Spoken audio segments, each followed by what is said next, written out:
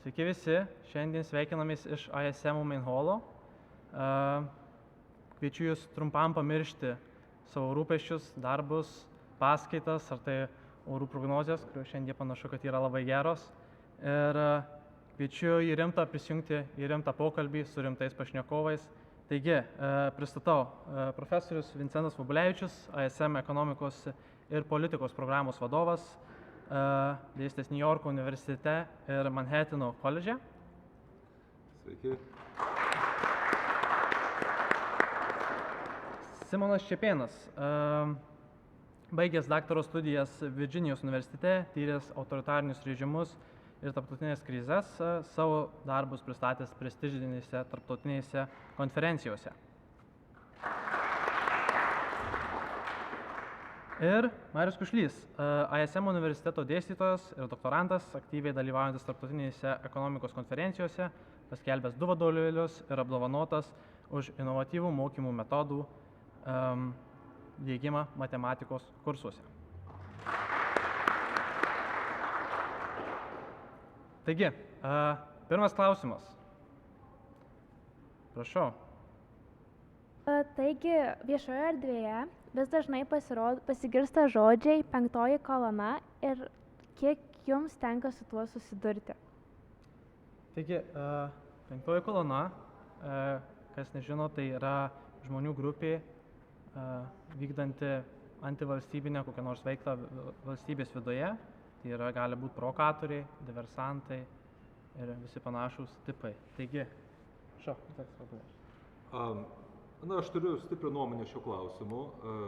5 kolona tiesiogiai suprasta kaip žmonės aktyviai veikiantis prieš valstybę, rengiantis diversijas arba aktyviai užsiiminėjantis visuomenės nuomonės įtakojimu valstybinė palankia linkme, valstybingumui nepalankia linkme. Egzistuoja, bet yra negausi žmonių grupė ir tą grupę užsiima valstybės saugumo tarnybos, siekdami ją neutralizuoti ir užkirsti ją į kelią. Ta prasme nėra daug apie ką kalbėti. Yra kitas kontekstas ir kita potekstė frazės 5 kolona. Tai yra tiesiog žmonės, kurie mąsto kitaip, kurie turi kitokias politinės preferencijas negu dominuojanti, sakykime, ideologinė linija. Ir dėl to sutikti būtų labai sunku, nes nėra labai aiškaus apibrėžimo. Žmogus, kuriam patinka Donaldas Trumpas, žmogus, kuriam nepatinka skiepai, žmogus, kuriam nepatinka nekilnojamo turto mokestis, žmogus, kuriam nepatinka demokratijos kokybė Lietuvoje, galėtų iš esmės būti pavadintas 5 kolona kur nors Facebooko lygio diskusijose. Ir toks elgesys, tokia praktika, aš manau, yra labai žalinga, nes jinai lengvina darbą tai tikrai 5 kolona. Tikroji 5 kolona gyvena lengviau tada, kai didelė dalis visuomenės nesijaučia namie savo šalyje, nesijaučia galinti laisvai išsakyti savo nuomonę, jaučiasi marginalizuojama ir panaudoti populiarų žodį cancelinama dėl savo minčių ir tada natūraliai ieško priebėgos, ieško informacijos, ieško alternatyvų tokiuose šaltiniuose, kuriuos gali kuruoti tikroji agentūra iš rytų. Kad ta agentūra veikia, žinau asmeniškai, aš ne vieną kadenciją dirbau Lietuvos radijo ir televizijos komisijoje ir mūsų komisija uždraudė Lietuvoje retransliuoti rusiškus televizijos kanalus, Pirvo Baltijskį, RIA Novosti ir kitus. Tai viena vertus nebuvo visiškai lengvas sprendimas, nes draudimas, žodžio draudimas nėra natūrali būsena demokratijoje, bet susipažinus su padėtimi buvo labai akivaizdu, kad Rusija naudoja tos informacinius kanalus, kad silpninti Lietuvos valstybingumą, Lietuvos, Latvijos, kitų kaimyninių valstybių valstybingumą. Naratyvas, su kuriuo teko susipažinti, buvo labai kryptingas, kad Lietuvos istorija yra menka ir gėdinga. Sausio 13 savi šaudė į savus, partizanai buvo be išimties fašistai ir Lietuvos ekonomika yra apgailėtina, žmonės skursta ir kuo greičiau šita santvarka žlugs, tuo bus geriau. Tas naratyvas buvo pompuojamas labai kryptingai, nutaikytas į Lietuvos auditoriją, į Latvijos, pirmiausiai Estijos, pirmiausiai rusakalbę auditoriją, bet taip pat ir visus, kas supranta rusų kalbą. Ir buvo labai akivaizdu, kad čia mes susiduriam ne su nuomonių įvairovės klausimu, o su priešiška didelės turtingos mūsų atžvilgių nedraugiškai nusiteikusios valstybės kampanija. Taigi mes tos kanalus uždarėm ir man dėl to yra labai aišku, nes aš jau susidūriau, kad bandymas kurstyti antivalstybinį sentimentą egzistuoja ir ta pastanga tikrai vyksta. Bet jeigu mes Lietuvoje dalį savo legitimių piliečių, kurie turi kitokias nuomonės, keistas nuomonės, egzotiškas nuomonės, netitinkančias mainstreamo, iš karto apšklijuosime jiems 5-osios kolonos etiketę, tai mes tik padėsim tai tikrai priešiškai jėgai verbuoti savo publiką, auditoriją. Atsiras įvairūs puslapiai, tikroji tiesa, neįtakojama informacija, laisvas žodis ir panašiai. Ir mes sukursime jiems auditoriją, nes pusę savo žmonių išvadinsim vatnikais. Leiskim žmonėm nusišnekėti. Tai yra demokratijos esmė. Tuos pavojingus, kurie kryptingai nusišneka ar kitus kurstų, turi sekti spectarnybos ir neutralizuoti. O šiaip nebūkim pernelyg dosnūs su 5-osios kolonos etiketė, taip pasakyčiau. Visiškai pritariu Vincentui ir papildant tik pasakyčiau, kad 5-oji kolona kaip terminas, mano nuomonė, iš esmės prarado prasmę, nes socialinėse burbuluose mes pastoviai matome šitos epitetus. Tu turi šiek tiek netokią nuomonę, tu esi vatnikas, tu esi 5-osios kolonos atstovas ir panašiai. Netgi turint mainstreaminę nuomonę, kuri būtų priimtina vakaruose ar Jungtinėse Amerikos valstijose, tokia, kad Ukraina praranda teritorijas ir jinai nelabai turi šansų tas teritorijas atsiimti ir jai teks kažkokiu būdu susitarti ir greičiausiai teks atiduoti dalį teritorijų, arba bus bent jau kažkokia demarkacinė linija, tokia nuomonė būtų, žmogus tokia nuomonė būtų apkaltintas 5-osios kolonos atstovu. Kas yra nuomonė, kuri visiškai priimtina vakaruose ir žmonės žiūrėdami pragmatiškai, realistiškai supranta, kad tai greičiausiai realistiškas labiausiai scenarijus. O kaip tada visuomenė galėtų atskirti, kur yra jau 5-osios kolonos darbas ir kur yra tiesiog?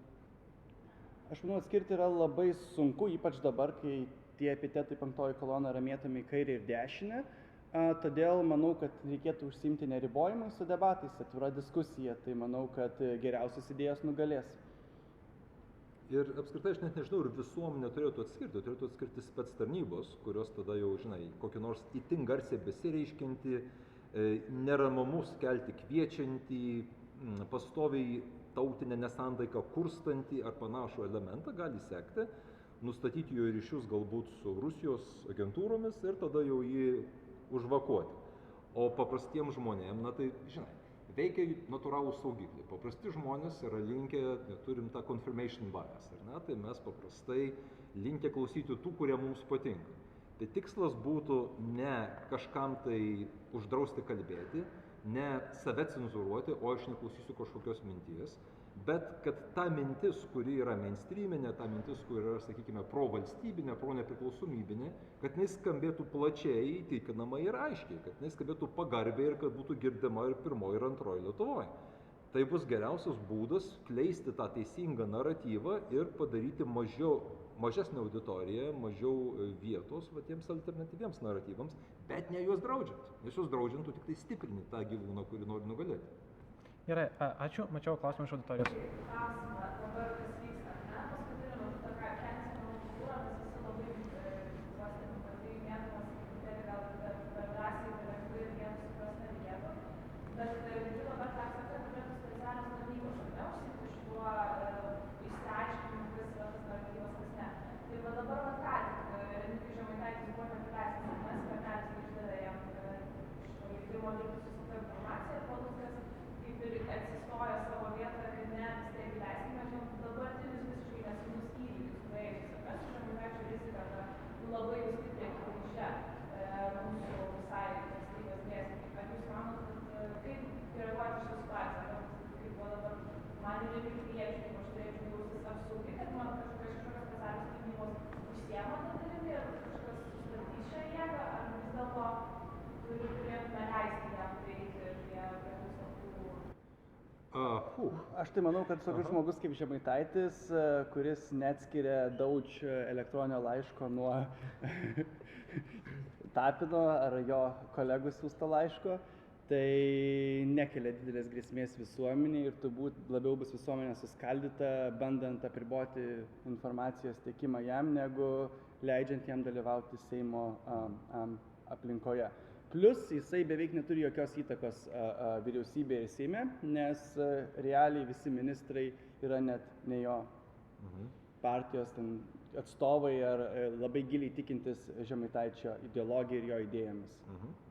Ir dar vienas klausimas, jeigu mes leisim be nuoseklaus ir rimto proceso, remintis, sakykime, viešąją nuomonę, galbūt politiniais sumetimais kažkam atimti teisę dirbti su slaptaisiais duomenimis, tai kas garantuos, kad tas žmogus, kuris atima teisę dirbti, nėra agentas? O kodėl Skvernelis staiga toksai dorus pasidarė, kuriuo galima pasitikėti? Jisai irgi ko gero Rusijoje dirba. Aš juokauju, žinoma.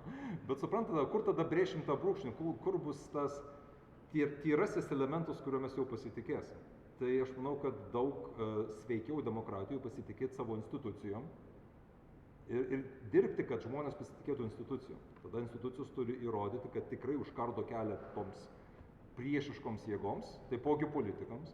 Didesnis klausimas buvo imuniteto nepanaikinimas vienam iš čekučių skandalų didžiųjų herojų. Tai va šitoj vietoje, aš manau, institucijomis pasitikėjimas nukenčia ir yra didesnė žala Lietuvai negu Palucko pasisakymas dėl Žemaitaičio.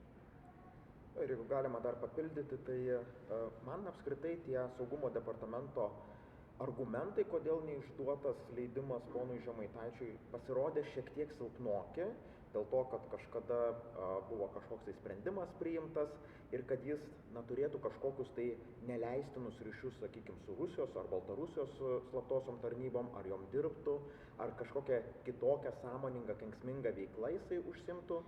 Aš tokių tvirtų argumentų ir pagrindimo iš viso to negirdėjau. Ir man atrodo, kad tai, ką mes dabar matėm mūsų politinėse diskusijose, buvo šiek tiek irgi politinė kova tarp pono Skvernelio ir pono Žemaitaičio. Ir tie, sakykime, suteikimas leidimo ar nesuteikimas leidimo, čia galbūt irgi bandymas parodyti savo elektoratui, tai kaip jie dirba, kaip jie bando kažką tai gero padaryti, tai Skvernelis rodo vienaip, Žemaitaitis kitaip, ir tie interesai šiek tiek susidūrė ir jie tiesiog žaidžia politinį žaidimą. Tai aš manyčiau, kad šitoj vietoj yra ir tos tokios politinės konkurencijos, kuri yra sveika mūsų demokratiniai valstybei. Ir aš to, sakykime, dalyko, čia su to leidimu dirbti su slapta informacija, šitoj situacijai per daug nesureikšminčiau. Aš netgi dar grįžčiau žiūrėčiau, jeigu kalbame apie slaptąsias tarnybas, pasitikėti jomis yra toks sudėtingas dalykas. Jos vis mėgsta prisidirbti ir mėgsta plėsti savo galią ir panašiai. Todėl aklai jomis pasitikėti būtų sudėtinga ir geriau jas žiūrėti kritiškai, ypač žiūrinti tai, ką mes mokomės čia į SEME, kai kalbame apie žmonės, kaip jie daro pasirinkimus, kad žmonės yra racionalūs, jų pasirinkimų paletė yra pilna ir tranzityvi, ir kad žmonės yra savanaudiški, jie siekia pirmiausia naudos savo ir tik tada kitiems.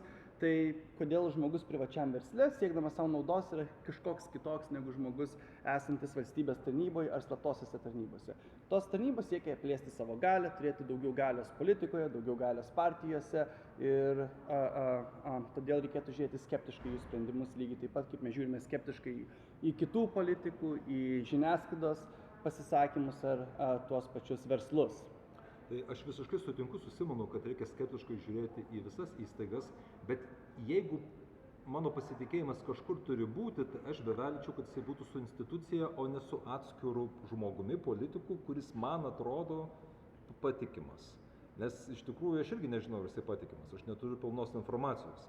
Instituciją tu bent teoriškai gali kontroliuoti, gali reikalauti, kad pateiktų įrodymus, jeigu nepateikti įrodymai, tada mažiau ją pasitikė, nenorėdami išsaugoti pasitikėjimą, turiu pateikti įrodymus ir tie įrodymai gali, kaip Mariui, pasirodyti nelabai pagrįsti ir dar su institucija gali pašokti. O jeigu tu tada pasitikė, kad teisingi žmonės neišduos leidimo neteisingiam žmonėm, tai irgi labai tamsoje šaudai, nes ką gali žinoti, kas tie teisingi žmonės ir kokie jų motyvai. O kaip jūs įsivaizduotumėte dabar šią temą kalbant Nemuno aušros ateitį? Dabar Žemaitaitis važinėja po visas provincijas, visur sako kalbas, ar jie toliau populiarės, ar tai sustos? Aš kažkaip žiūriu skeptiškai Nemuno aušros ateitį.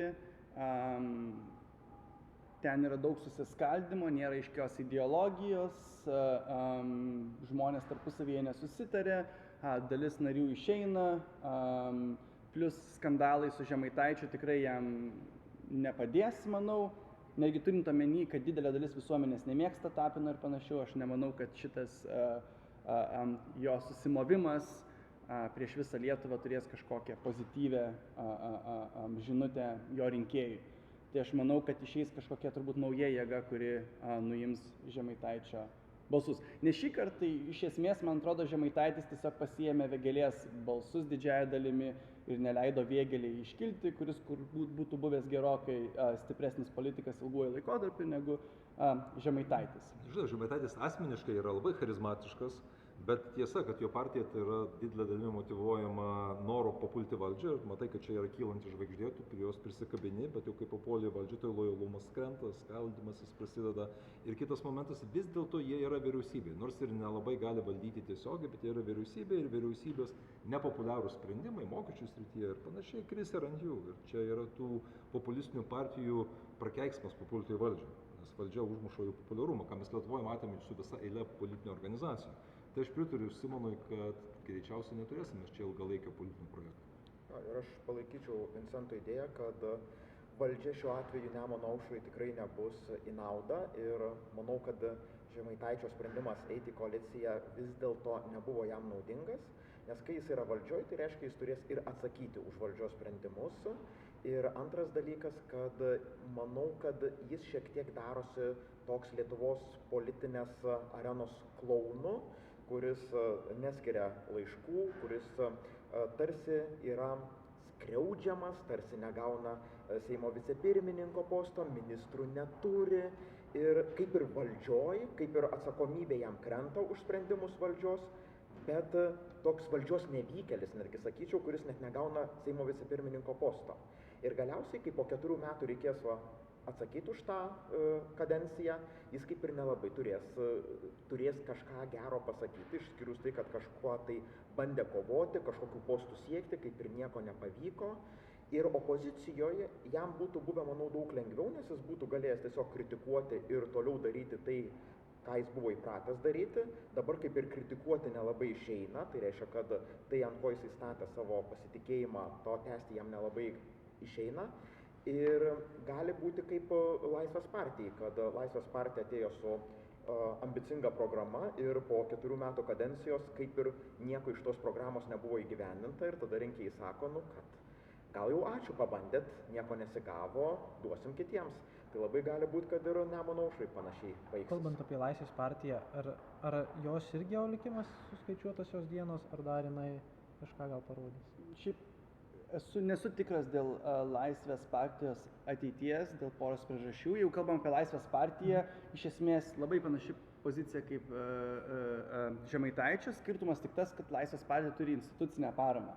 Jinai turi žiniasklaidos paramą, Vilniaus elitas palaiko jos idėjas ir panašiai, kas reiškia, kad jinai turės daug daugiau paramos negu Žemaitaitis bent jau viešoje aplinkoje.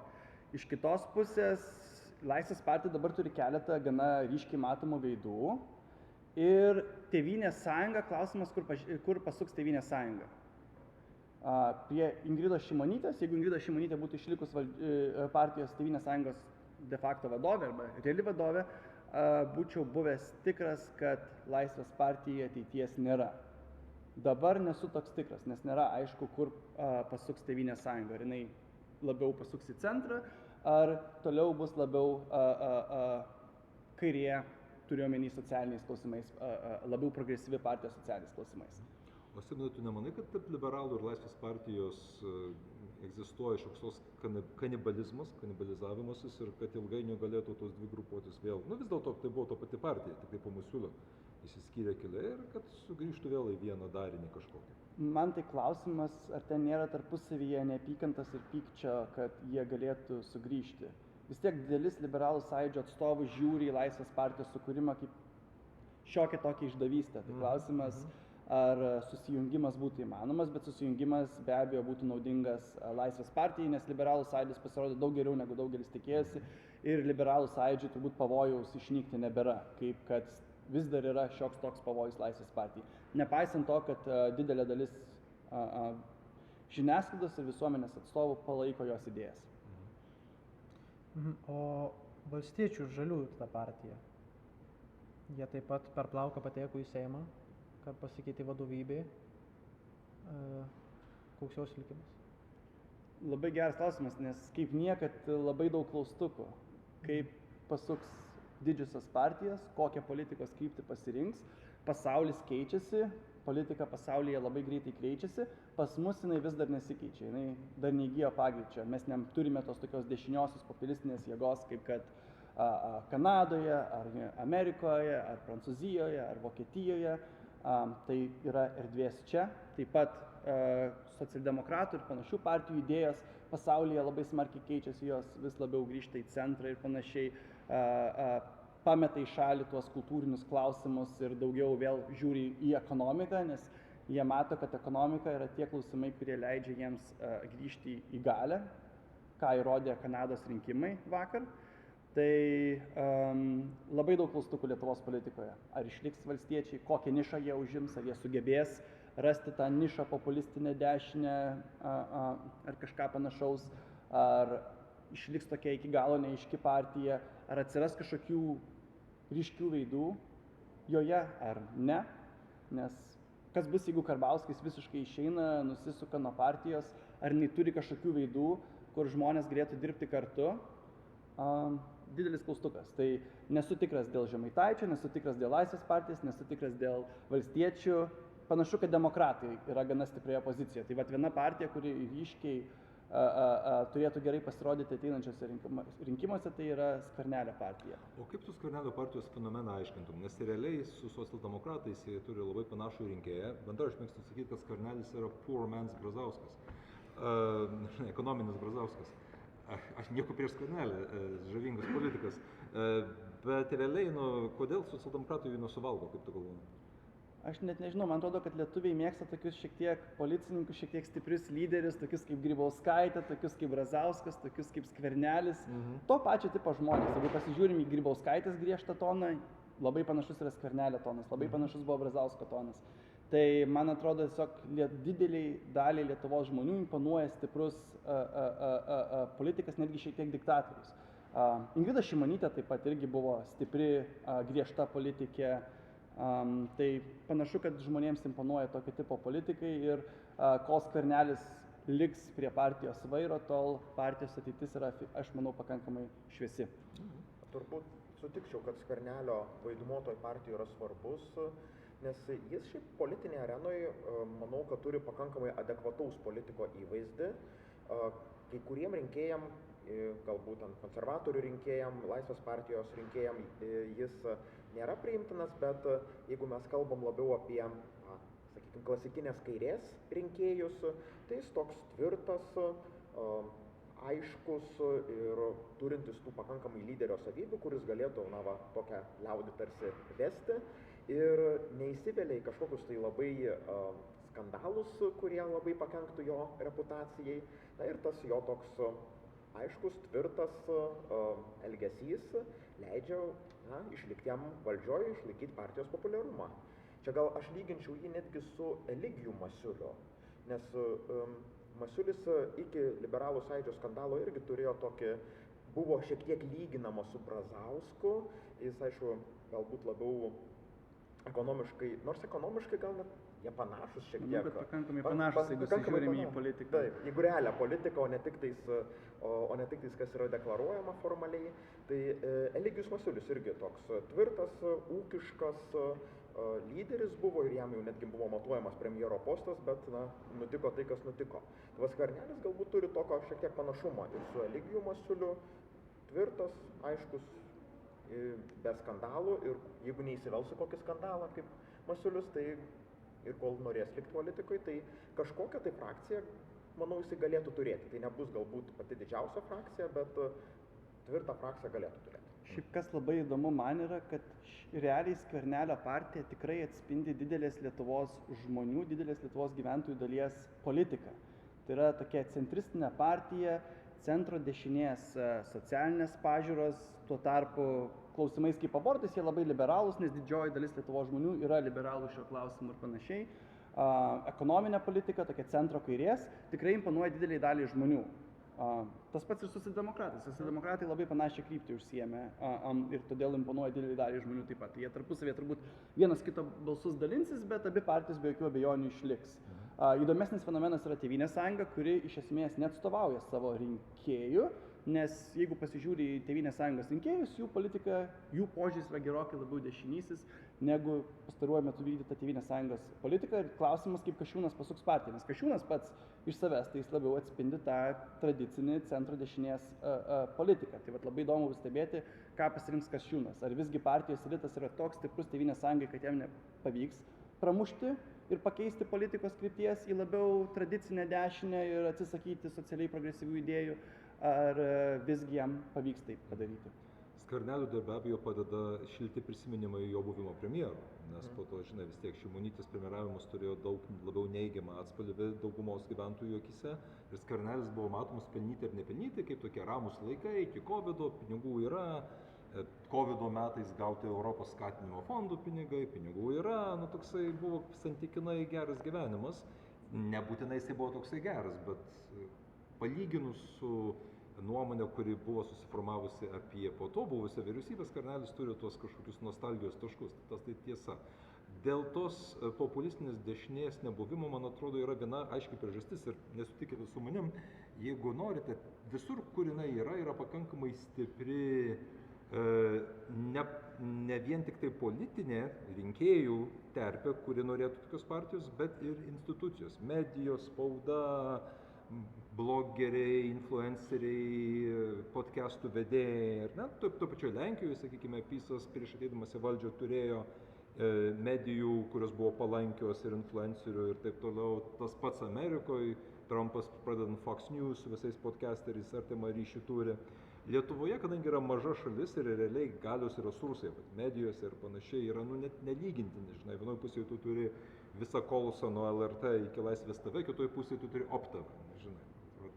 Toks palyginimas, tai savaime suprantama tokia ir ta dešinioji alternatyva, ta radikalioji. Tiesiog negali susiformuoti tokiai terpė, negali tik daryti tokius pigius ferverkus, suvilioti rinkėjus, kiek dar jie duodasi viliojami, nes vienu metu jas viliojo ir Žemaitaitis, ir valstiečiai, ir nacionalinis susivienimas ir taip toliau, jie išsiskaido ir gaunasi toksai piš, čia jau kalbu apie piš, apie tą garsą.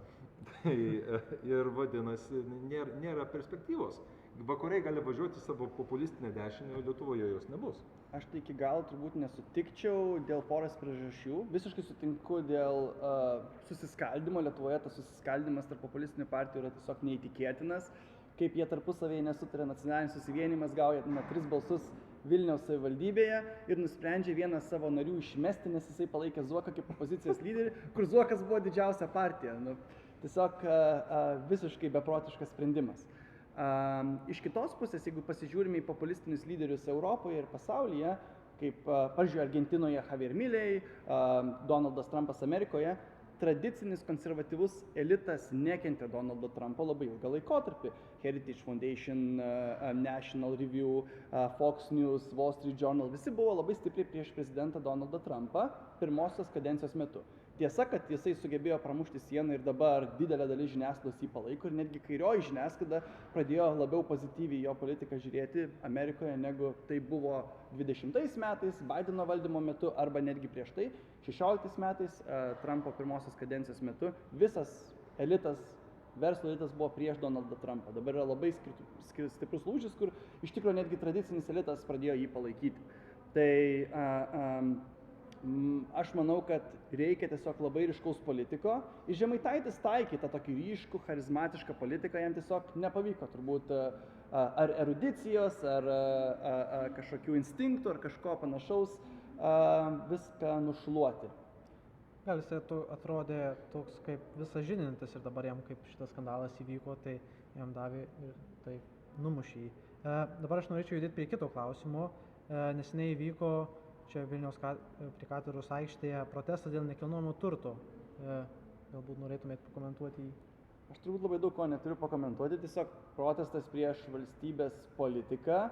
Kas yra įdomu, kad greičiausiai didelė žmonių dalis, kurie pasisako prieš tą nekilnojamo turto mokestį, šiaip balsavo šitas partijas tiek už socialdemokratus, tiek už Žemaitaičio Nemuno aušrą, tiek už nacionalinį susivienimą ir kitas partijas, kurios kaip palaiko idėją nekilnojamo turto mokesčio.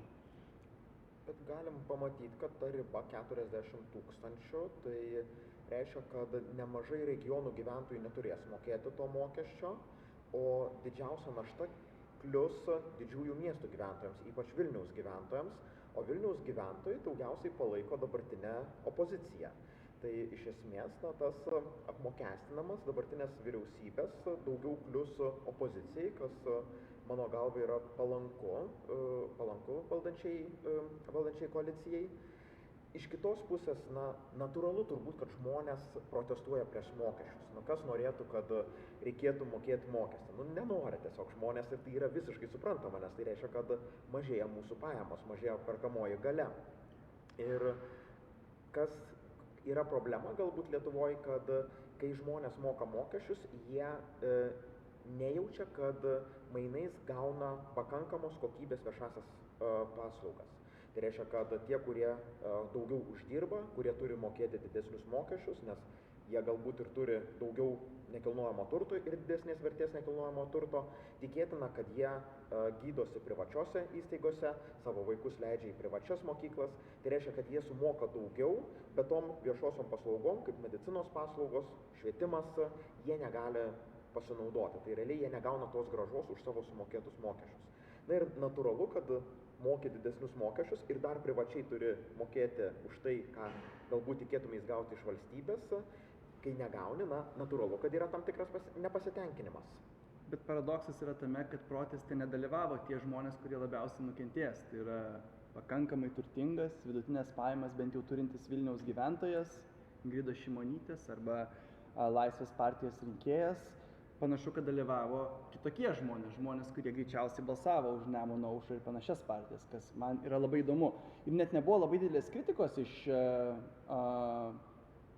tradicinių dešiniųjų rinkėjų, tokių kaip Tėvynės sąjunga ir Laisvės partija, kas man pasirodė labai keista.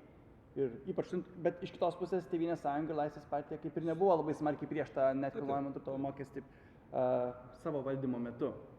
Ir aš iš esmės nemanau, kad tai yra blogas mokestis, nekilnojamo turto mokestis, yra daug kitų, daug blogesnių mokesčių, kurių reikėtų atsisakyti prieš liečiant nekilnojamo turto mokestį. Bet čia yra tas klausimas, kad mes neturim aiškios motyvacijos, ką Marius palietė, kad neturim aiškios motyvacijos, kas su tuo mokesčiu bus daroma.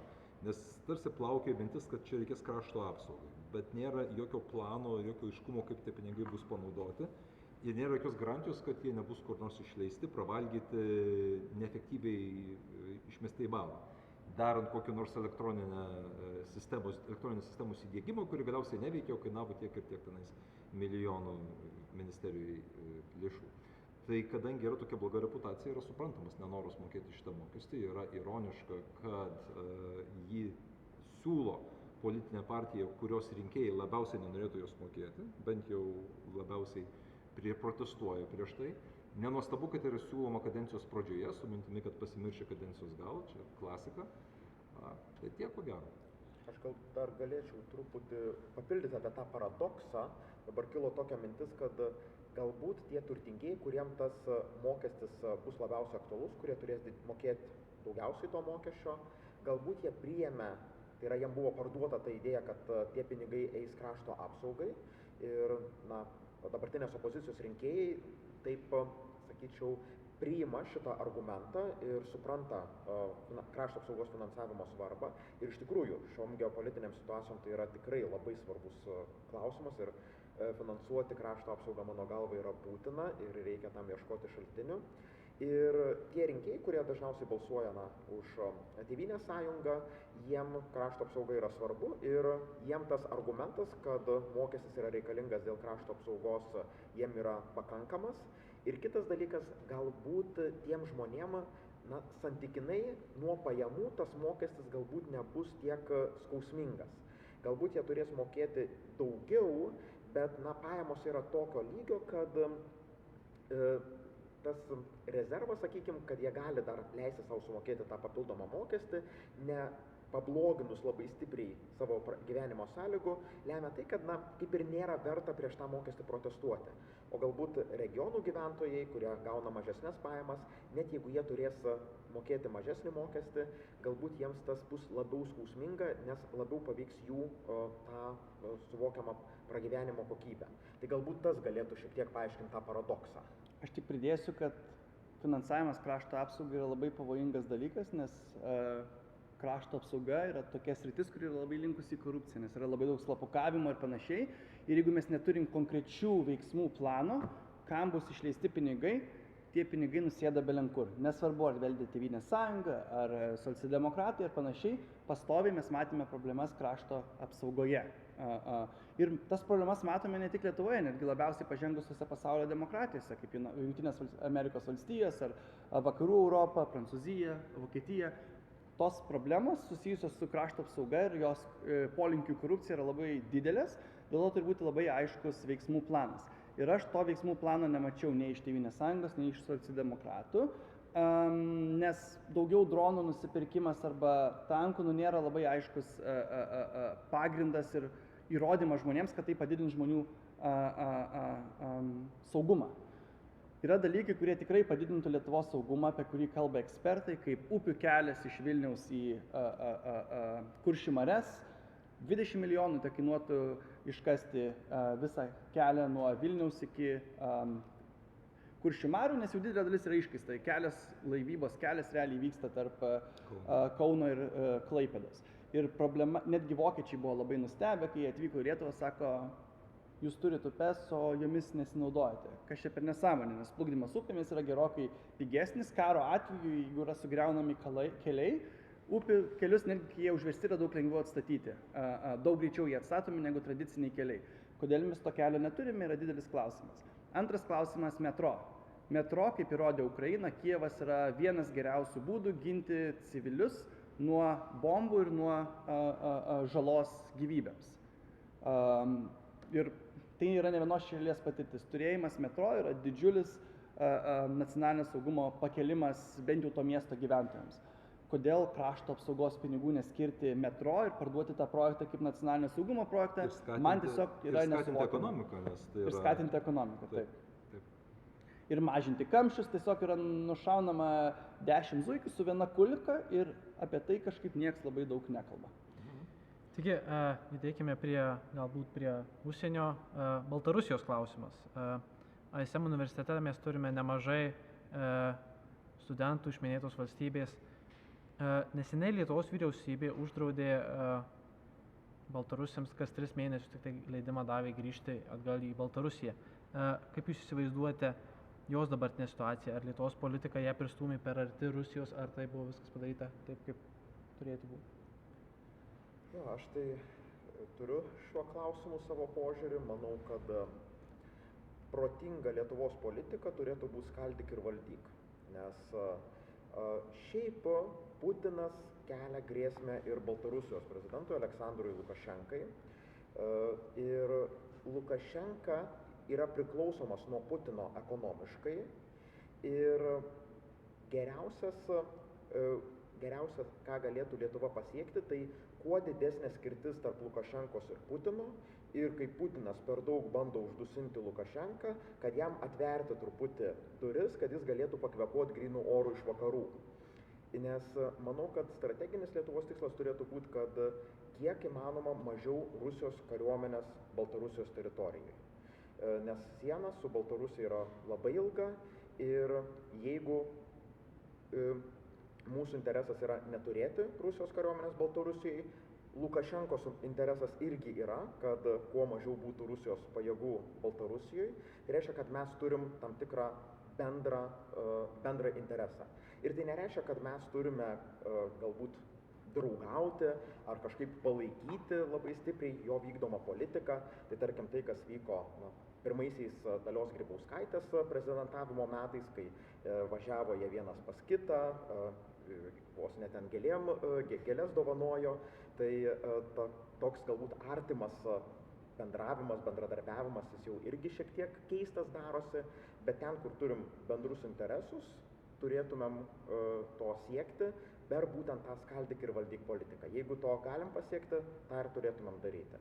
Tai man atrodo, kad pagrindinė egzistencinė grėsmė Lietuvai yra Rusija ir Baltarusija yra ir liks artima Rusijai dėl didelės ekonominės priklausomybės, bet ta ekonominė priklausomybė kelia grėsmę ir Lukašenkos režimui, ir Lukašenkai tikrai nereikia daugiau Rusijos karinių pajėgų Baltarusijai, kaip ir mums. Tai šitoj vietoj mes turime tam tikrą bendrą interesą. Aš šiaip visiškai sutinku su Marium, tik manau, kad mes jau tą šansą bandyti bendradarbiauti ir laviruoti su Lukašenka ir Baltarusija praradome. Buvo labai aiškiai matyti ilgą laiką, kad Lukašenka bandė laviruoti tarp vakarų ir Rusijos. Trupučiuką padraugauju su Rusija, trupučiuką bendrauju su vakarų Europą. Ir jis tikėjosi išlikti toksai tarpininkas, neturintis ryšių nei su viena, nei su kita pusė per daug. Toks kažkas per viduriuką. Ir ta mūsų agresyvi politika, palaikyti opoziciją ir panašiai, visus tos šansus bendradarbiauti, bent jau kažkokia dalimi ir bandyti atstumti Lukašenką nuo Baltarusijos, realiai mes praradom visus šansus. Dar keistesnis dalykas man yra tas didelė labai ir aktyvi parama opozicijai, nes jeigu pasižiūrime į žmonės, kurie yra Baltarusijos opozicijai, didelė dalimi jie palaikė Krymo okupaciją ir panašius dalykus, kurie yra labai naudingi Rusijai. Ir aš net neabejoju, kad dalis tų žmonių yra tikroji ta 5 kolona, apie kurią mes pradžioje kalbėjome. Tai aš žiūrėčiau į opoziciją labai atsargiai, turiu labai daug klausimų apie ten esančius žmonės, apie jų pasisakymus ir panašiai, ir jų pozicijas tarptautinės ekonomikos, tarptautinių santykių klausimais. Tai aš, bet tai pasakius ir netgi pritarius, Mariui, manau, kad mes jau savo šansą bandyti laviruoti, bandyti atstumti Lukašenką nuo bendradarbiavimo su Rusija praradome. Bet man atrodo, kad čia yra dar ir sisteminė problema, kad mes kaip ir nevykdom savo užsienio politikos, mąstydami taip, kaip jūs čia mąstote. Kas čia būtų geriau, įvairyti pleištą ir taip toliau. Ir tai gal netgi nėra kažkokio mūsų nepilnavertiškumo požymis, tai tiesiog yra tai, kaip veikia politika. Iš mūsų perspektyvos žiūrint, iš racionalaus pasirinkimo paradigmos perspektyvos žiūrint, neegzistuoja toks dalykas kaip nacionalinis interesas, nes neegzistuoja toks dalykas kaip nacija, kaip vienetas. Nacijas sudaro įvairių žmonių grupės, kurios gyvena tam pačioj teritorijoje, yra siejamos bendro kažkokio tai istorinio, kalbinio, ekonominio saito, tačiau tai, kas naudinga vienai grupai, nebūtinai yra naudinga kitai. Tai yra savame suprantama, jeigu rinkimus būtų laimėjusi Harris, o ne Trumpas, turėtume labai skirtingą Amerikos politiką dabar, kadangi laimėtų kita grupė su kitais interesais ir nebūtinai ta politika būtų tobulai gera, jinai būtų kitokia. Tai lygiai taip pat ir čia. Mes gyvenam vakarų pasaulio pakraštyje, pasienyje su tomis nedemokratinėmis šalimis, kurias daug metų bandėm prievartą daryti demokratinėmis, prievartą aš turiu omeny ne karinę galią, bet aktyviau palaikymo opozicijai, nebendravimu su valdžia, ekonominių sankcijų propagavimu. Ir tas visas vakarų pasaulis, ne tiek galbūt vakarų Europą, bet ypač Jungtinės Amerikos valstijos, laikėsi pozicijos, kad yra teisingas dalykas daryti. Džordžo Bušo jaunesniojo vyriausybė po nesėkmės Irake, turiu omenyje, labai greitai laimėjo fiziškai karą, bet vėliau susitvarkyti su sukilėliais buvo labai sunku. Į Condoleezos Rice idėja buvo, kad mes turime ne tik tai nugalėti jėgą, bet mes turime užsiminėti state building. Mes turim kurti valstybę, mes turim parodyti, kad demokratija duoda geresnius vaisius tiek Afganistane, tiek Irake. Ir kai Amerika pradėjo eiti tuo state building ir democracy exporting keliu, tai į jos sąrašą pateko ir Serbija, ir Baltarusija, ir Ukraina prie Janukovičiaus ir kitos šalis. Amerika aktyviai rėmė spalvotosios revoliucijos. Čia tiesiog faktas, čia nėra konspiracijos teorijos, jos aktyviai, Jungtinės valstijos aktyviai finansavo demokratijos sklaidą į nedemokratinės šalis ir natūralu mums, esantiems pasienyje, atsirado puikia galimybė dalyvauti prasmingose, kaip tada atrodė, pelningose, garbingose, su Amerika, mūsų strateginė partnerė, mūsų artinančiuose projektuose. Ir tie projektai buvo, tai mes pastoviai kalbėjome, mes turim skleisti Lietuvos buvusią didžiąją kunigaikštiją, žinią apie demokratiją, skatinti tenais permainas, remti demokratinius procesus, tame tarpe bandymus pakeisti valdžią protestais įvairiais. Ir mes tą labai aktyviai darėm, nes Amerika tą darė. Ir šitas traukinukas važiavo ir ant to traukinuko sušoko mūsų užsienio politikos vykdytojai. Ir dabar Amerika sustabdo tą traukinuką ir liekame mes su pasiekmėmis. kadangi realiai politika buvo vykdoma negalvojant, kas bus naudingiausia Lietuvai, buvo, visi važiuoja ir mes važiuojam. Mums naudinga, jaučiam, kad turim prasmę tame, jaučiam, kad turim finansų iš šito, įvairūs fondai, įvairūs judėjimai, šiaip kilniai jaučiamės, gerai jaučiamės. Motyvacija nebuvo tokia, kaip čia buvo išsakyta, motyvacija buvo, koks vėjas pučia ir kaip tame vėje geriau iškelti būrį. Putė amerikiečių vėjas, eksportuojam demokratiją, mes esam geografiškai palankioj vietoj, atleiskite už išsireiškimą, davai eksportuojam demokratiją. Amerikonai spaudžia stabdį ir mes taip, tai jau neeksportuosim demokratijos. Bet aš manau, kad jeigu žiūrim iš Amerikos perspektyvos, amerikonai tai darė, nes jiems tai buvo naudinga. Nėra jokios kažkokios paslėptos idealistinės minties, kodėl amerikiečiai taip darė. Jie norėjo plėsti savo įtakos zoną, silpninti Rusiją, ruošti pasaulį potencialiai kovai su Kinija. Ir šiaip Amerikos užsienio politikoje tektoninius lūžius mes jau matėme gana senai. Šiaip istoriškai Amerikos užsienio politika visada buvo labai protekcionistinė ir labai orientuota į America First, labai orientuota į vidų. Ir tik tai po antrojo pasaulinio karo Amerika žengė į pasaulį ir tapo pasaulio policininkė, po Sovietų sąjungos žlugimo hegemonų, pagrindinė pasaulio gale, vienpolio pasaulio lyderė ir panašiai. Bet didžiąją istorijos dalį Amerika buvo orientuota į save ir jinai ignoravo tai, kas vyksta pasaulyje. Ir tą sakė bent keli Amerikos prezidentai. Bet jeigu žiūrime į Amerikos politiką vykdytą paskutiniu metu, mes jau matėm lūžius tektoninius Bideno politikoje taip pat. Nors Bidenas ir kritikavo Trumpo požiūrį, Trumpo politiką, iš esmės jis toliau vykdė Trumpo poziciją tiek tarifų klausimais, tiek Bidenas vykdė protekcionistinę politiką, jis neatšaukė tų tarifų ir panašiai. Taip pat yra daugybė lykų iš New York Times, Politico ir kitų gerbiamų žiniasklaidos priemonių, kurių afiliacija ir parama Ukrainai nesubėjotum, kad užsienio arba vakarų lyderiai buvo labai nepatenkinti Zelenskio tonu ir Zelenskio poziciją, kad jis ateidavo, reikalauja dalykų ir nepažada nieko, jokios gražos už tai. Sako, mes giname vakarų pasaulį, o vakarų lyderiai Makronas, Bidenas ir kiti sako, žiūrėkit, jau Rusija ir taip susilpninta, Rusija mums jokios grėsmės nekelia, apie ką jūs kalbate, kokia mums iš to nauda.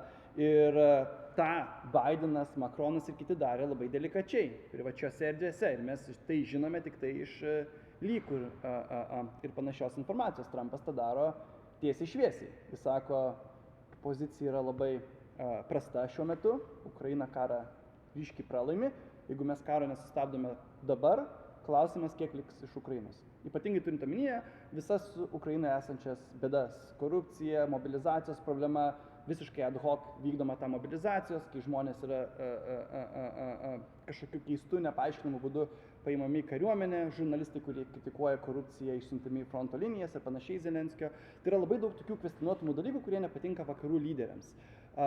Ir Trumpas daro labai grubiai, labai nediplomatiškai, prasilenkėt su politikos standartais ir panašiai, bet aš nematau Trumpo politikos kaip kažkokio visiškos priešingybės prieš tai vykdytos Amerikos užsienio politikos. Tas tektoninis lūžis jau buvo su pirmąja Trumpo kadencija ir jis niekada iki galo neatsistatė. Trumpas kaip ir rėmė Lietuvą, NATO, čia pastatė prieš raketinę gynybą, paspartino šalių finansavimą arba finansavimo plėtrą karybai ir panašiai. Bet jau tas toks tektoninis lūžis įvyko 16 metais, netgi prie Obamos iš dalies. Obama irgi labiau žiūrėjo, buvo orientuotas į vidaus politiką negu užsienio politiką žmogus. Ir va tas lūžis įvyko po Bušo ir jisai po truputį vis judėjo į tą linkmę, į tai, ką matome dabar. Nes Amerika labai aiškiai supranta, kad didysis priešas yra Kinija. Rusija yra tiesiog kažkokia geriausiu atveju regioninė galia, kuri tuoj išsikvėps. Neturi nei resursų ir panašiai. Ir aišku, karas užgrūdino Rusiją, tiek Ukrainą. Dabar, sakyčiau, Ukrainos ir Rusijos kariuomenės yra daug stipresnės, bent jau iš dalies negu buvo anksčiau, bet visgi manau, kad vakarų pasaulis ir Amerika vertina Ukrainos šansus realistiškai, pragmatiškai ir už uždarų durų sako panašius dalykus, ką sako Trumpas, tik tai sako daug delikačiau, daug labiau supratingai ir panašiai, negu Trumpas sako tiesiai šviesiai ir kartais net neaišku jo pozicija, kuri greičiausiai yra dėrybinė. Tas jo spaudimas Zelenskiui greičiausiai yra dėrybinis bandymas prispausti Zelenskį kažkokį taikos susitarimą parašyti. Tai Dabar jau priėjom prie Ukrainos ir Amerikos klausimo. Kaip jūs įsivaizduojate taiką Ukrainoje? Kas toliau seka ateinančius kelius metus? Joje. Dar kai atėjo į valdžią Trumpas ir sakė, kad per vieną dieną išspręs problemą, aš viešai esu pasakęs, kad taip nepavyks padaryti, nes Putinui neapsimoka stabdyti karo. Putinas supranta, kad amžinai kariauti jisai nesugebės. Nuo demografinių iki ekonominių apribojimų reiškia, kad jisai turės nustoti kariauti. Bet kol kas jisai tenais po centimetrą juda į priekį. Tai kodėl jam nejudėti tol, kol jisai gali ir nesustoti užėmus daugiausiai, kiek jisai gali užimti, o tada didesnę dalį bandyti pasilikti ir savo.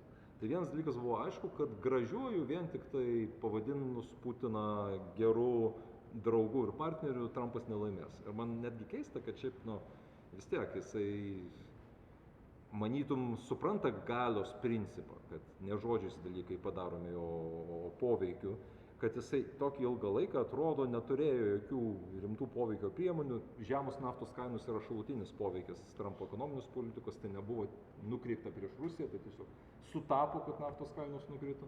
Ir man labai keista, kad jisai tokį ilgą laiką su Putinu bandė meduolio principų judėti. Buvo labai aišku nuo pat pradžių, kad bus reikalingas botagas. Botagas iš tiesų naftos kainų numušimas, ar per Amerikos padidintą gavybą, ar per susitarimus su Saudo Arabija, ką skirtingai negu su Bidenu, su Trumpu Saudo Arabija galėtų sutarti. Ir tuo pačiu metu nelegalių išpardavimų užkardimas, kad Rusija negalėtų apeidinėti sankcijų. Viskas. Užsuki pinigų kranelį, Putinui kariauti pasidaro per brangu ir tada jisai sėdasi dėrėtis. Kaip ir planas ir aiškus, ką reikia daryti. Kitas dalykas, jeigu tu įgyvendini šitą planą, ko tu gali tikėtis? Kažkokias teritorinės koncesijas Rusijai reikės padaryti dėl akivaizdžių priežasčių, dėl to, kad Ukraina negali jėgą atsiimti. Mes negalim būti tokie naivus, kad tu apeliuosi į Putino sąžinę, sakysi, žinai, tu čia užgrobė, negražu atiduok. Tai jisai atiduos tada, jeigu jisai matys realią galimybę netekti. Mes kalbam apie jo sustabdymą. Įtempus ekonominės sankcijas galima būtų jį sustabdyti. Bet nukariauti teritoriją atgal mes negalim. O tai realiai kažkokius koncesijas padaryti reikės. Ukraina nebūtinai privalo jas pripažinti, bet de facto teritorijos bus prarastos. Kitas momentas – Ukrainos saugumo garantijos. Jeigu Ukraina nepripažįsta prarastų teritorijų, jinai negali net formaliai stoti NATO, nes NATO nepriima šalių su teritoriniam pretenzijom. Vadinasi, su NATO yra labai komplikuota ir dėl to NATO ko gero nuo stalo nuimamas. Dalykas, kuris turi egzistuoti Ukrainai, tai teisė turėti didelę kariuomenę ir teisė turėti tarptautinės pajėgas savo teritorijai. Čia ateina išbandymas Europai, nes Europa labai gražiai kalba apie tai, kad reikia paremti, Britai sako paremsim, prancūzai sako paremsim Ukrainą, pažiūrėsime ar parems. Amerikiečiai tikrai neparems, bet amerikiečiai galėtų remti kitais būdais. Buvimu savo ekonominėje infrastruktūroje, finansavimu Ukrainos ekonomikos atstatymo, tuo pačiu metu atsirastų daugiau pinigų gynybai, bet kad būtų europiečiai toje teritorijoje. Tas yra atgrasimo priemonė Rusijai. Tas būtų labai reikalinga. Tai aš manyčiau, kad didelė Ukrainos kariuomenė su Amerikos finansinė pagalba ir europiečių fizinių buvimų Ukrainos teritorijoje, kad žūtų Europos kareiviai, jeigu Rusija pultų.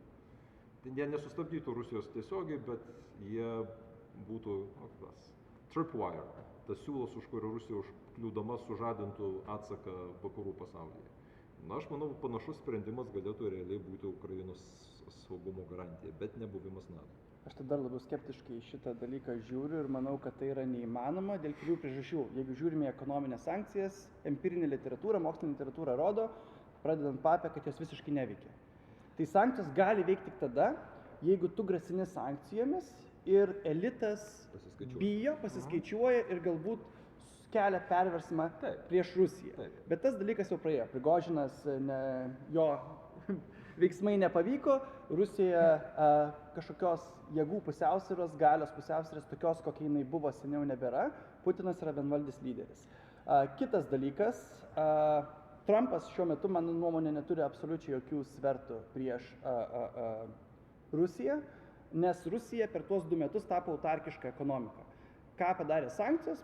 Jos padarė tai, kad Rusija sumažėjo korupcija, gamyba tapo gerokai efektyvesnė, Rusija užsuko karo ekonomiką ir panašiai. Tai sugebėjo tą ekonomiką svariklį užkurti pakankamai sparčiai. Plus faktas, kad daugybė Rusijos karių žuvo, reiškia, kad trūksta žmonių darbo vietose. Dėl to atlyginimai pradėjo Rusijoje didėti taip pat. Tai tas gyvenimo lygis Rusijoje nėra toks ir jis realiai pagerėjo, negu jis buvo prieš karą. Plius yra pakankamai didelės pinigų sumas skiriamos šeimoms, kur žuvo Rusijos kariai ir panašiai. Tai iš esmės tiek Rusijos elitas, tiek Rusijos žmonės, tiek Putinas neturi jokių paskatų remti vakarų pasaulį. Vienintelis dalykas, su kuriuo sutikčiau, kas gali turėti įtaką, yra naftos kainos. Sugebėjimas numušti naftos kainas žemiau tos ribos, kur Rusija apsimoka gaminti naftą, galbūt yra vienintelis būdas pristabdyti Rusiją. Nes jeigu žiūrime į Rusijos biudžetą, beveik virš 50% Rusijos biudžeto susidaro iš pinigų gautų iš naftos ir kitų dujų ir mineralų ir panašiai. Tai apie 35% yra nafta kažkur ir apie 30% yra mineralai, retieji metalai ir dujos. Tai realiai beveik 60% biudžeto yra būtent iš šitų dalykų susideda. Bet aš nemanau, kad pasaulyje mes sugebėsim sutelkti visus pasaulio vakarų lyderius ir Arabijos lyderius, nes jie mėgsta laviruoti tarp visų, kad priverstume juos stipriai sumažinti, pakankamai sumažinti naftos kainą, kad Putinas iš tikro pajustų, kad čiaupas yra užsuktas. Aš manau, kad tiesiog tai yra nerealistinis sprendimas, labai nustebčiau, jeigu tai įvyktų, dėl kolektyvinių sprendimų priėmimo problemos, kurią mes visi labai gerai žinome. Nu, tu labai skeptiškas. Leis man paaiškinti mano šiek tiek didesnį optimizmą. Aš sutinku, literatūra visą rodo, kad sankcijos negali padaryti režimo permainos, nes lyderis tiesiog perkelia naštą eiliniams piliečiams, atlygina savo elitui, elitas jį palaiko, lyderis lieka. Bet mes čia kalbam ne apie režimo išlikimą, mes čia kalbam apie labai brangų karą, kuris Rusijai kainuoja jau vien tiems žuvusiems išmokėti, kareiviams samdomiems išmokėti, dronus pirkti ir taip toliau, tai brangiai kainuoja.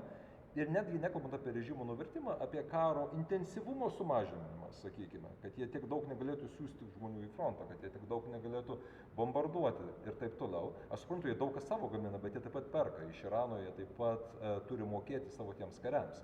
Jeigu šitiems dalykams ima trūkti pinigų, karinė pastanga mažėja, tu tenais, žinai, kažką tai maliesi, bet teritorijų neužimi, nu tai kokio tau galo tada tam buksuoti, gali kalbėtis. O dėl naftos kainų numušimo, tai pirmiausiai Amerika, žinai, drill baby drill, jeigu šitoj vietoje išplėtoji ir patieki trumpam laikotarpiu didelę naftos pasiūlą į pasaulio rinkas, gali pakirsti Putinui kojas, po to vėl galės pakirsti. Bet yra tokia problemėlė su nafta. Amerikiečiai patys savo naftos nenaudoja, nors jie yra naftos eksporto šalis, nes tai yra kitokio tipo nafta ir jinai turi būti perdirbama kitose pasaulio šalise. Tai mes labai didelę dalį, amerikiečiai labai didelę naftos dalį, didžiąją dalį naftos importuoja iš Kanados, iš Saudo Arabijos ir kitų tiek Pietų Amerikos, tiek pasaulio šalių. Tai kad amerikiečiams apsimokėtų ir kad jų gyventojai nepatirtų skausmingų pasekmių, turi visas pasaulis tam pritarti. Turi tam pritarti Saudo Arabija ir kitos vidurio rytų šalis. Aš nežinau, ar jos yra pasiryžusios pritarti naftos produkcijos pakelimui ir taip kainų sumažinimui. Nes amerikiečiai tikrai nenorės, kad jų nafta būtų pigesnė, o patys jie perka kažkokią brangesnę naftą. Nors žinoma, yra tas dalykas, kad ta naftos kaina kaip ir susilygina, bet iš kitos pusės, jeigu žiūrime į dabartinę naftos kainą, rusai parduoda naftą 20% pigiau dėl to, kad jų nafta yra kruvina, jeigu taip galima pavadinti. Dar didesnė problema Rusijai. Jeigu sustoja karas, visi tie žmonės, visi tie žudikai, visi tie kariai, kurie dalyvauja kare Ukrainoje, jie grįžta į Rusiją. PTSD, visos kitos psichologinės problemos, kurias tie rusų kariai matys tarpusavyje. Ir turint omeny, kad didelė dalis tų karių yra buvę nusikaltėliai ir panašiai, jų atgal į kalėjimus nesudėsi, sukurs didžiulės socialinės problemas. Nusikalstamumas pakils neįtikėtinai Rusijoje. Žmonės, tas gali sukelti perversmą, tas gali sukelti žmonių neapykantą ir jų išėjimą į gatves. Tai manau, kad tai nėra sprendimas. Rusijai dabar reikia laikyti tuos karius Ukrainoje, nes apie jų grįžimą negali būti net kalbos, nes tai sukurtų socialinės problemas.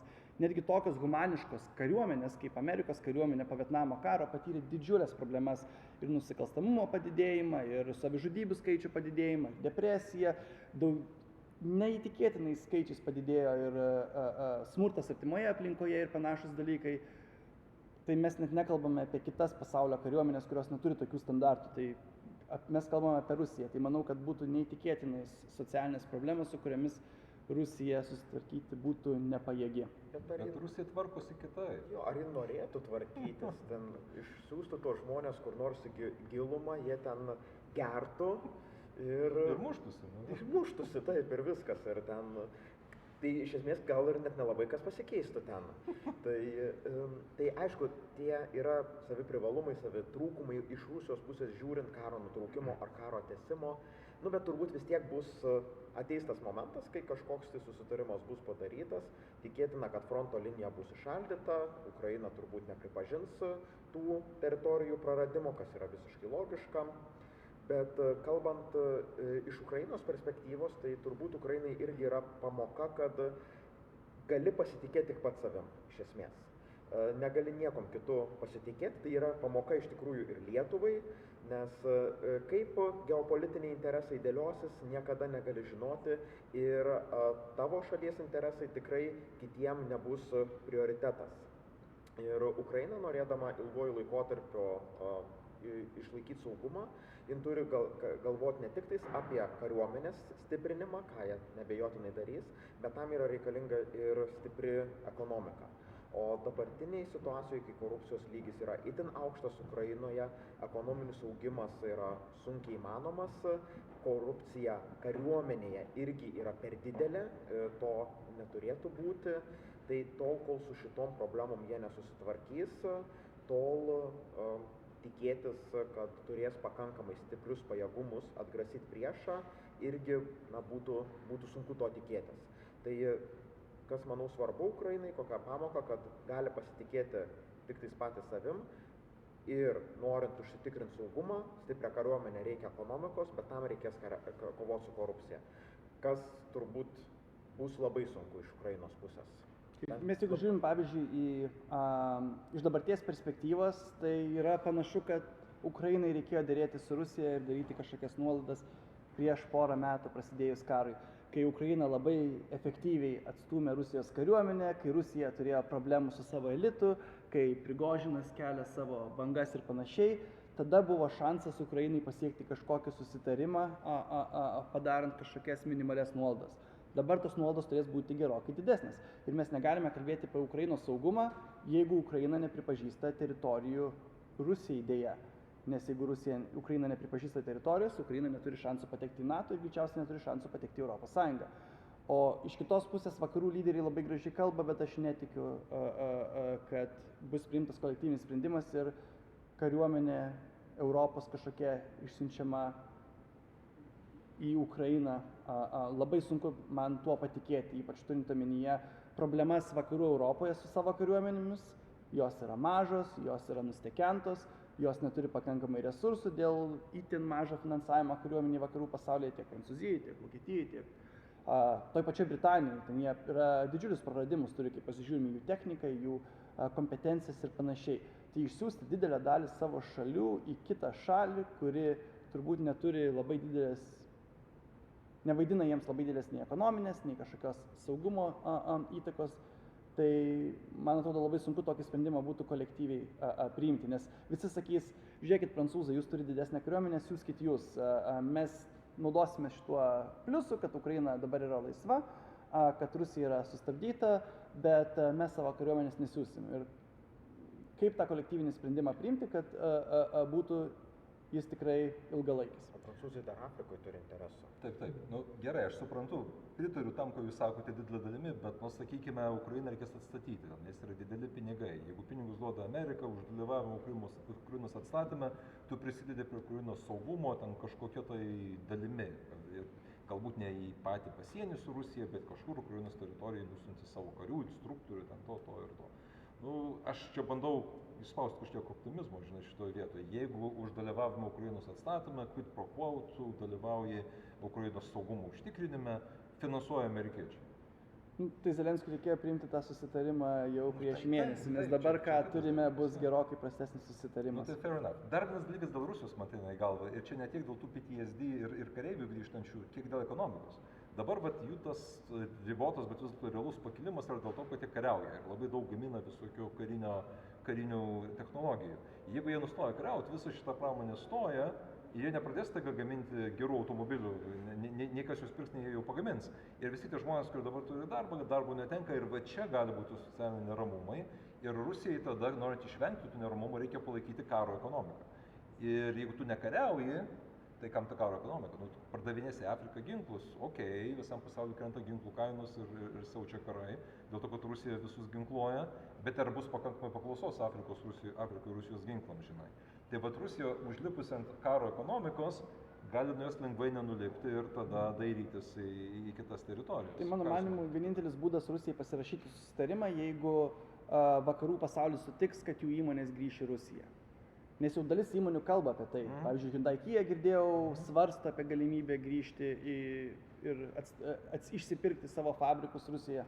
Tai susitarimas yra įmanomas tik tada, jeigu bus didelės vakarų investicijos į Rusiją, ne tik į Ukrainą. Kitu atveju susitarimas man skamba nelabai realistiškai dėja. Kalbant apie turėjimą sakyti pačią mūsų NATO yra nebejotinas mūsų saugumo garantas. Tačiau Europoje vis garsiau yra kalbama apie poreikį mažiau būti priklausomam nuo Junktinių Amerikos valstijų, ypač kai jos prezidentas pasisako, kad tai yra Europos rūpestis pasirūpinti pačiu savo saugumu, net Junktinių Amerikos valstijų. Galų gale dar NATO yra ir veto teisė, jeigu yra paskelbiamas tas straipsnis, kuris gali kažkuri valstybė jį vetuoti.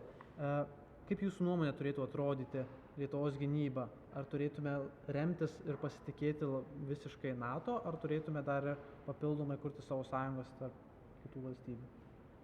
Tai greičiausiai mes, jeigu kursim kažkokią sąjungą, tai su kitomis rytų Europos šalimis - Latvija, Estija, galbūt šiaurės šalimis, kaip Švedija, Norvegija, Suomija galbūt, Lenkija žinoma. Tai turbūt čia yra geriausias šansas mums. Nes NATO yra gerai, kol iš tikrųjų neįvyko didelė krizė realiai. Nes čia tas pats kaip su profsąjungomis. Įmonės gerina sąlygą žmonėms, darbuotojams, iki tol, kol įsikūrė profsąjunga. Įsikūrė profsąjunga, viskas. Įmonių veikla stoja, tai tas atlyginimų kilimas nebėra toks, koks jisai būtų. Tai čia yra tas pats. NATO saugumas yra saugumas tol, kol neįvyko tikras konfliktas. Įvyksta konfliktas, klausimas, kas bus. Po to, who knows? Aišku, Rusija turbūt vis tiek NATO prisibijo ir tai rodo, nes kaip Rusija priešinasi Ukrainos priėmimui į NATO, tai reiškia, kad jie į NATO vis dar žiūri rimtai. Nes jeigu jie į NATO nežiūrėtų rimtai ir neprisibijotų, tai jie tada nekeltų klausimo dėl Ukrainos narystės. Tai kol kas galbūt ir visa ta struktūra, tas tikėjimas NATO 5 straipsniu, juo tiki ir Rusija, bet, kaip Simonas ir sako, jeigu iškiltų konfliktas, tai labai neaišku, kas galėtų būti ir jeigu vieną kartą 5 straipsnis nebus įgyvendintas, viskas, reiškia šitas alijansas žlunga. Bet bendrai manau, kad apskritai kitais pasitikėti reikėtų kaip įmanoma mažiau.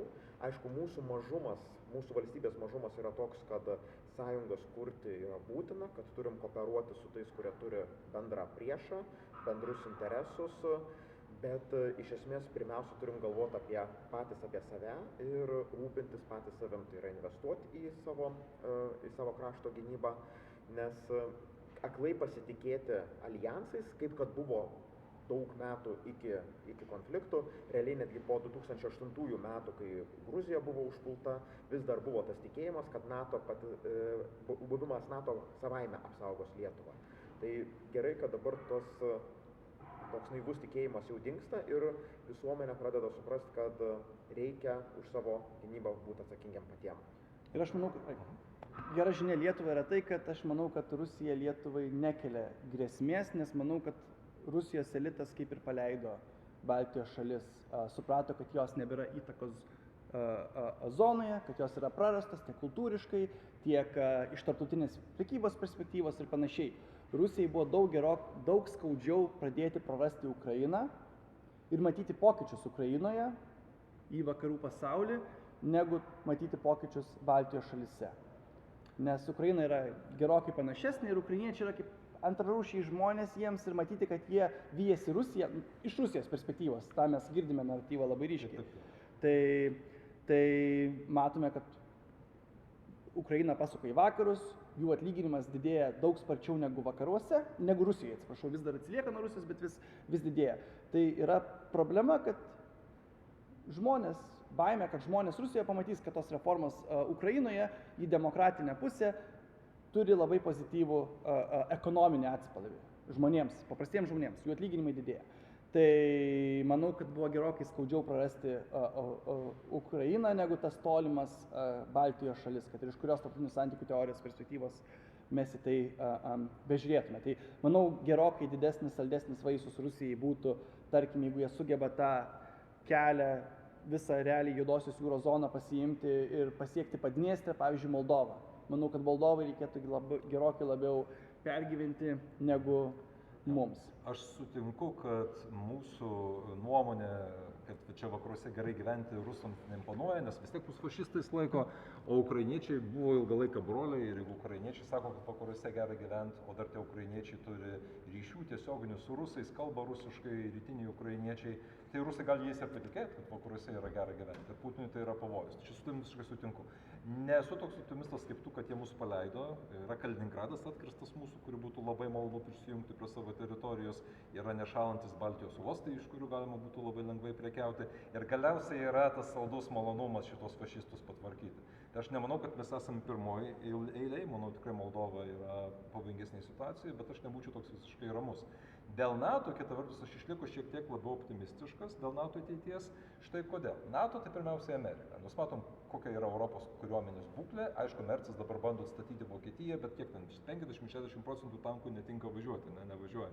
Nu tai yra problemos. Žmonės postmodernus, hipsteriai nenori tarnauti kariuomenėje, žinai, ir panašiai.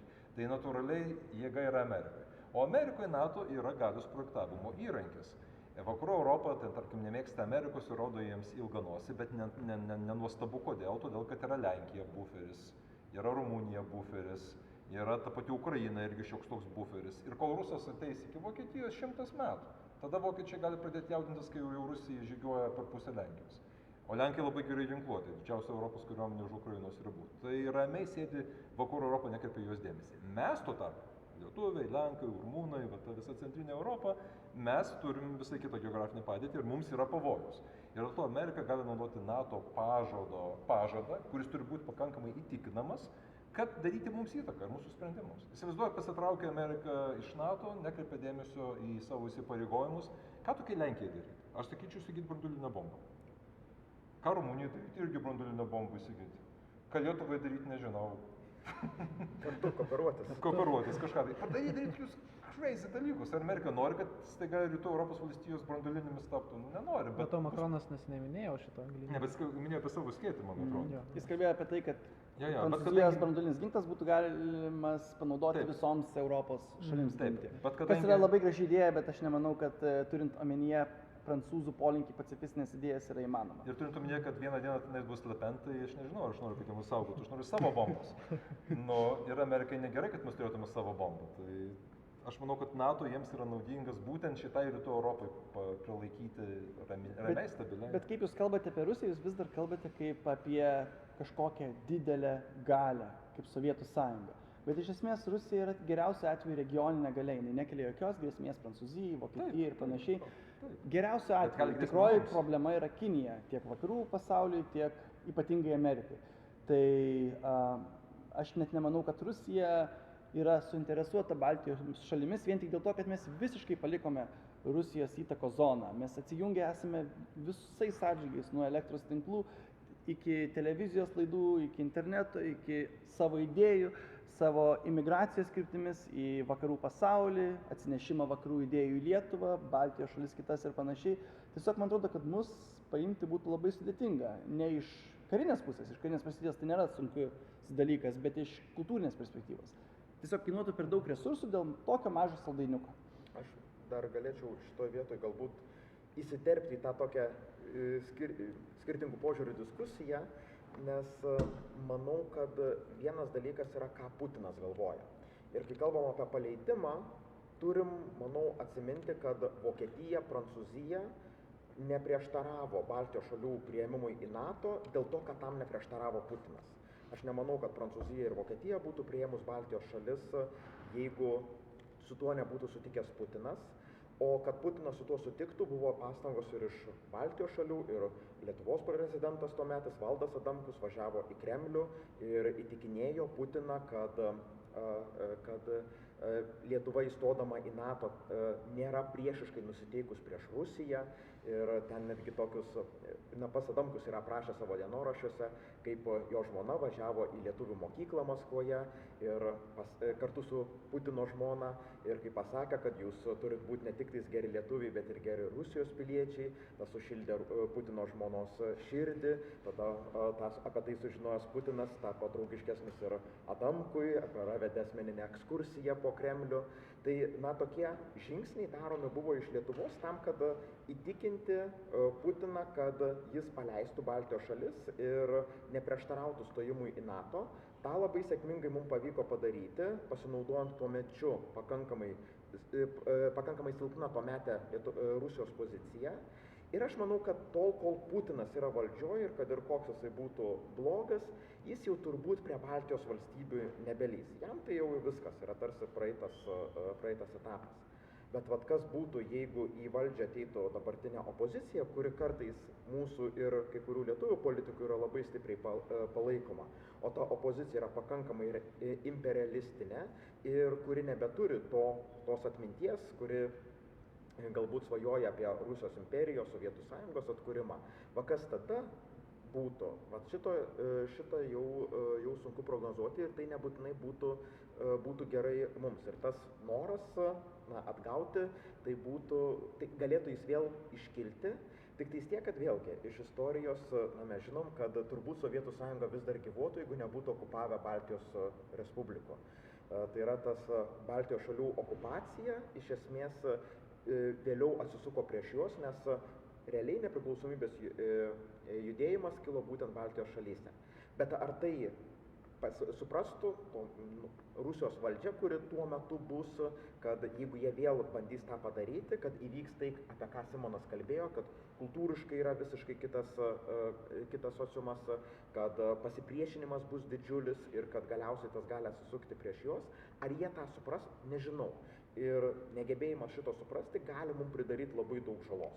Ir net trumpalaikis karinis konfliktas, jisai būtų labai žalingas Lietuvai ir kitom Baltijos šalim.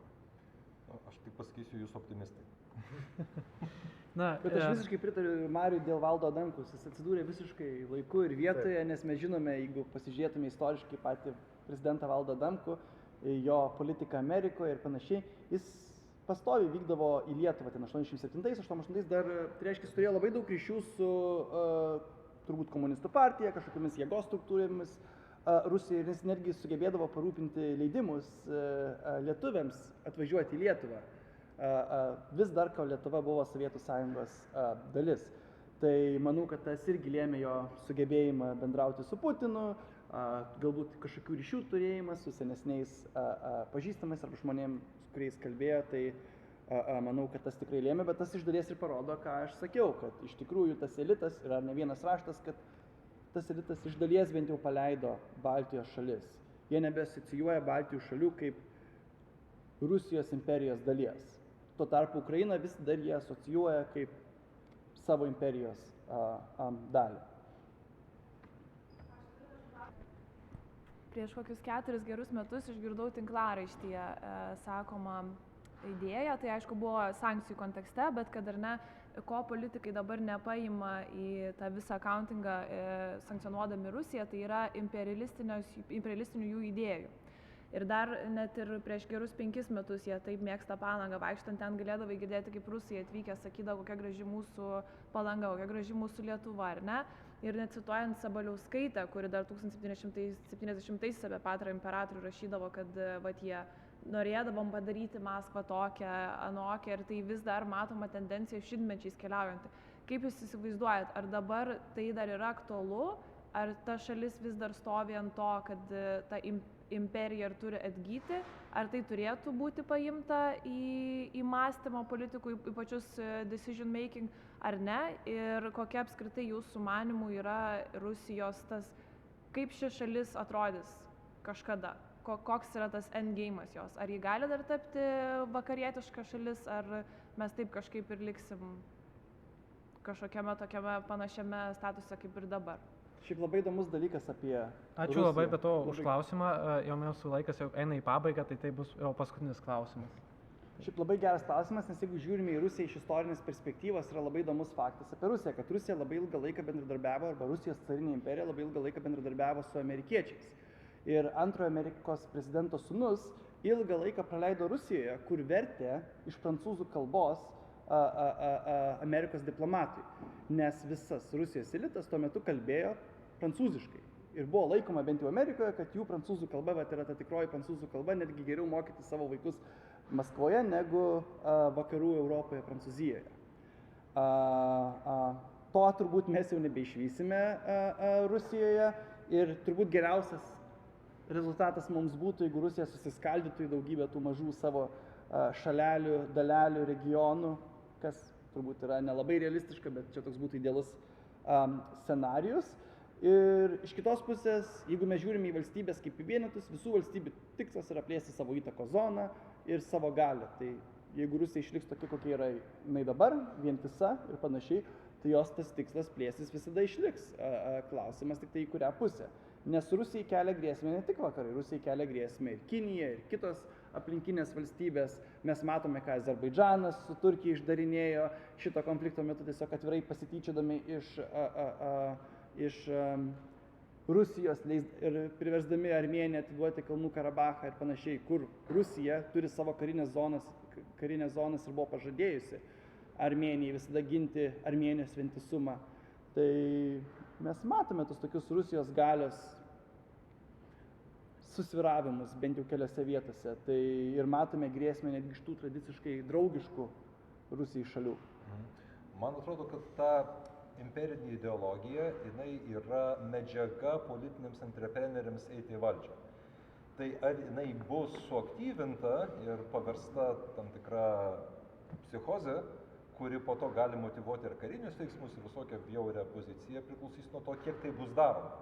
Ir man žiūrint į Putiną, ir į jo retoriką, ir į tai, ką jis skaito, Duginus ir taip toliau, man toks vaizdas, kad šita valdžia visiškai sėkmingai tą dalyką kursto ir motyvuoja šitą karą imperiniais motyvais. Tie Putino pareiškimai, kad Sovietų Sąjungos žlugimas didžiausia nelaimė 20-ame amžiuje, man atrodo, kad jie bando ant šito dalyko kurti savo ideologinį legitimumą. Mes esame Rusijos didybės atkūrėjai ir tas dalykas veikia. Ir tada atsakymas į jūsų klausimą apie tai, ar Rusija gali keistis, yra, ar atsiras kitas ideologinis naratyvas, ant kurios jos politiniai entrepreneriai galėtų statyti savo legitimumą.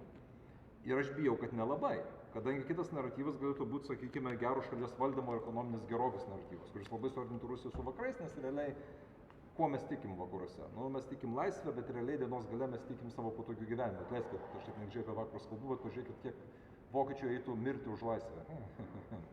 Tai va, tai jeigu rusai pradėtų savo valdžios legitimumą statyti ant gero gyvenimo, tai tada keistųsi Rusijos politika ir suartėtų su vakarais. Bet jie nepradės, kadangi yra diktatūra ir jinai negali sukurti ekonominės gerovės, neteiks viešųjų gėrių, bus už to korupcija ir taip toliau ir panašiai. Tai dėl to aš ir esu toksai pesimistas. Aš manau, kad Rusija išlaikys tą imperinį naratyvą. Dabar dėl jų suskaldimo irgi yra pavojų. Jeigu Rusija yra didelė ir galinga, tada verta mus nuo jos ginti, nes gini nuo didelio priešo. O jeigu čia atsiranda tokia kažkokia tai Smolensko gubernija atsiskyrusi nuo Rusijos, kuri palyginus su mumis vis dar yra, nu nežinau, Pskovo, kas ten šalia mūsų yra, ne?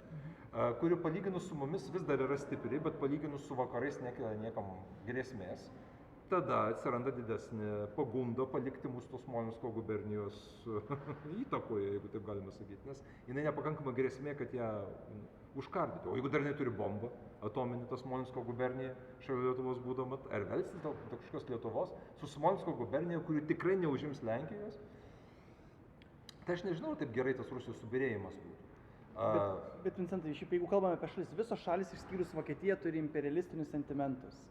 Didžiuojasi savo šalies praeitimi ir panašiai. Vokietija yra vienintelė šalis, kuri to nedaro, realiai, netgi jeigu kalbame apie demokratijas. Tai ta idėja, kad Rusijoje mes nematysim kažkokio pasididžiavimo savo praeitimi, yra turbūt netikėtina. Bus bene vienintelis toks naratyvas, ant kurios statai politinė entreprenerystė. Vokietijoje gali ant daug kas statyti. Ant tenais žaliojo kurso gali statyti politinė entreprenerystė Vokietijoje. Rusija ant ko gali statyti savo valdžią? Ant to, ant državos. Ir va dėl to aš esu labai atsargus Rusijos opozicijos atžvilgiu, nes realiai Putinui pasitraukus vienokiu ar kitokiu būdu, bet tikriausiai tai bus natūralus išėjimas į kitą pasaulį. Tai kaip prasidės kova dėl valdžios, tas imperialistinis naratyvas, jis bus labai reikalingas. Ir į valdžią negalės ateiti tie, kurie šito naratyvo nenaudos. Ir čia netgi buvo kažkokia tai prieš porą metų diskusija LRT eteryje ir netgi viena politikė palaikanti Rusijos opoziciją pasakė, kad, na supraskit, jie negali kitaip šnekėti, na jinai tarsi palaikydama tą opoziciją sako, jie negali šnekėti ne imperialistiškai, nes Rusijos liaudis jų nesupras. Bet tai reiškia, kad na, liaudis to nori. Liaudis nori tokios imperialistinės politikos ir pasikeitus valdžiai, atėjus naujam kažkokiam prezidentui, naujam diktatoriui, manau, kad tas imperialistinis naratyvas išliks ir taip dauguma šalių romantizuoja savo imperialistinę praeitį, bet turbūt maža dalis šalių šitaip aktyviai stengiasi ją susigrąžinti. Nes na, Prancūzija bando galbūt kažką tai Afrikoje, bet jau ne Europoje, na, Vokietija taip, jinai turi savo istorinę patirtį, bet ir ką Vincentas sako, kad jie turi kitų konkuruojančių idėjų, kurios gali būti aktualesnės rinkėjams, nes, na, jeigu ten ateis vienas, kuris sakys, kad reikia Napoleono Prancūziją atkurti, ir tada prancūzai sakys, kam to reikia, mums svarbiau yra gal žalesis kursas, kad mes čia gyventumėm švarioje aplinkoje, kad rūpintumėmės aplinką, ar kita grupė sakys, kad mums geriau, kad būtų darbo vietos, ar geros darbo sąlygos, kad geri atlyginimai ir daug nedarbo dienų, tai yra daug konkuruojančių idėjų. Rusijoje, kad galėtų būti kažkokia tai tokia idėjų konkurencija, aš abejoju, manau, kad tas imperialistinis naratyvas bus tas, kuris atves į valdžią kažkokį tai naują žmogų ir tas gali būti mums pavojinga. Ir prieš kokius metus aš kalbėjau su grupe studentų, kurie dabar yra ISM alumnai, ir uždaviau jiems klausimą, o kaip jūs manot, ar Lietuva ruošiasi ir kaip turėtų ruoštis užimti Kaliningradą? Ir jie visi mane pažiūrėjo, kad aš esu kažkoks trenktas idiotas, militaristas, siaubingas fašistas, nacionalinio susivienimo rėmėjas ir kad žiauriai nusišneku, bet mano manimu viena iš mūsų strategijų būti pasiruošus smogti Kaliningradui, niekada to nedaryti pirmiems, mes už taiką visą laiką, bet jeigu Rusija pabandytų prie mūsų judėti kariškai, jie turėtų žinoti, kad jie neteks Kaliningradui, nes mums reikia iš tos pusės susitikrinti saugumą. NATO kalai iš jūros, Lenkai iš pietų, mes iš šiaurės, pasiėmėme, nu jeigu ne karaliaučių, tai bent jau Tilžę ir tada vakaruose užtikrinam saugumą. Niekada to nereikės daryti ir Kaliningradas visada liks rusų, jeigu jie mūsų nepuls. Jeigu jie žinos, kad puolant jie netenka Kaliningrado, tada mes būsim saugesni. Na ir manau, šią gražią natą galime baigti. Ačiū pašnekovams, ačiū žiūrovusiems, iki pasimatymo.